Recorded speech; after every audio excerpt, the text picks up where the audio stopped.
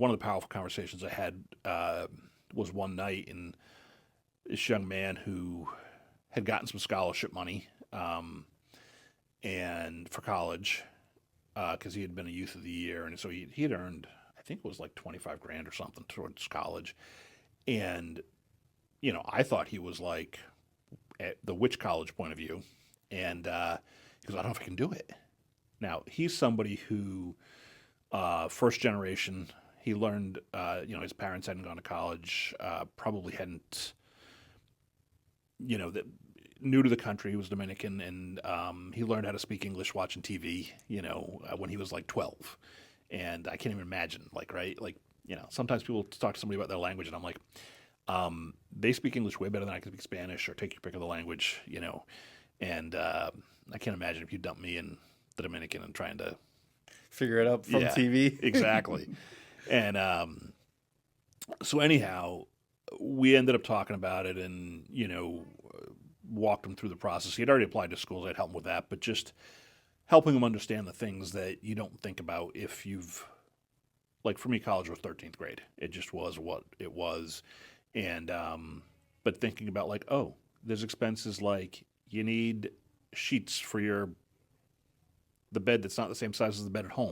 Yeah, so the price, you got to buy the bed sheets, you got to buy all these. Yeah, but different just things. making sure those things are, what happens when you get this $50 fee between graduation and the end of the summer, all of a sudden, like, okay, well, when you don't have a lot of money to begin with, that could break you, right? And so seeing that, and so he ended up going to school, and after his freshman year, I was at the club in Waltham by that point. He goes, hey, I want to do a conference together. So he's like either a freshman or a sophomore in college, and he puts together this conference on like Los Amigos conference, he called it, of how to help kids that would be first generation figure out how to navigate the process so they didn't feel like he felt. And right, yeah. So many of our kids here are first generation college or will be first generation college students, and knowing that they belong on campus is huge. We try to get UMass Lowell and Middlesex Community College here as often as possible so that our members can see this as like, oh, these are humans just like me. They're not like better than me or anything like that. Okay. And then we also get them on campus. We had a couple go on a tour recently who are both going to there next year, and one of them was very concerned if he belonged because, just he has an IEP and different things, and he goes and they're practicing doing elevator speeches. Well, this kid has talked to the lieutenant governor, talked to Lori Trahan, congresswoman, has talked to the city manager, has talked to the and walked up and talked to them and like made connections where he got a job. He knows how to do an elevator speech better than all these college students. So he saw that and was like, oh, okay, maybe I do belong, right? And he had the grades to back it up. It's not like he's not a smart kid, So it's the fear of the unknown. That's absolutely, how that is. Yeah. Absolutely. And when you're first generation, it is that unknown, right? Mm-hmm. And then you throw in the fact that for some of them, the parents have less understanding of the process as well, especially if they're coming from another country or those kind of things. Lowell's a city of immigrants, and processes are just different, right? Mm-hmm. And you find that the kids are the ones translating to the parents nowadays when it comes to certain things like paperwork. All kinds of stuff. Yeah.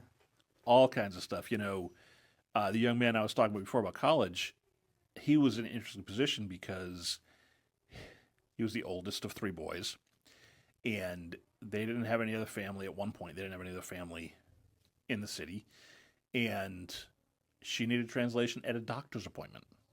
Can you imagine being like 12, 13 years old and translating for your mom in a doctor's appointment? Mm-hmm. Right. Yeah. That's a lot. Yeah. That's intimidating. Yeah. Yeah. Especially because I'm pretty sure most medical terms are not ones that are easy to translate. Right. It's not what you're learning on TV on a day-to-day. Absolutely. No. So, luckily today there's more supports for that. And Lowell has some good things there, but there's still, plenty of more work to be done, especially because in Lowell, the amount of languages that people speak, we have people who speak, I think it's 6 or 7 different languages, but we need like 20. Yeah. you know. Mm-hmm. And the kids, like you said, most of the kids are pretty good. Although sometimes we'll get a new kid, but they catch on fairly quick. Mm-hmm. And I didn't speak English when I came here, so I completely understand that. Yeah. where were you coming from? Greece. Oh, nice. Yeah, I took ESL classes in the morning before I went to school, and then I got Yeah. sent back 2 grades because I didn't speak English. The only thing I knew was math. So I get Yeah, that probably- process completely. You know, it always blows me away too when people are like, "Oh, why doesn't this person get a better job?" Well, they have a they could be a doctor in Greece, but here it doesn't translate over, so they have to clean bathrooms or whatever it is. mhm, You know, mhm. like because they need a job to feed their family. But you know, where they were, there might have been a war. I'm not saying Greece had a war recently, but Sure. like you know, different countries have that, and they had no choice but to leave.